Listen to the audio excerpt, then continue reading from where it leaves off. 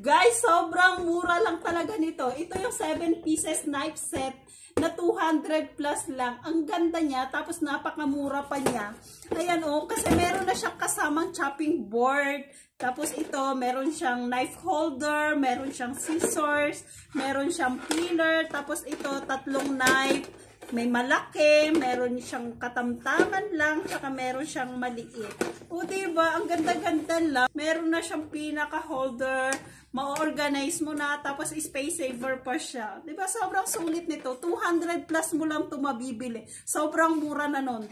Tapos ang kutsilyo niya, sobrang talas. Ayan o, pwede ito. Ito yung malaki, pwede siya sa meat. Ito naman, pwede naman siya sa isda or itong maliit. O kahit saan gusto mo, yan sa gulay, pwede ito. Sobrang mura lang nito. Kaya kung gusto mo rin ng ganito na aesthetic, organized na, space saver pa, i-check out mo na rin. Ito yung knife set natin na with holder na i-check out mo na. Bye!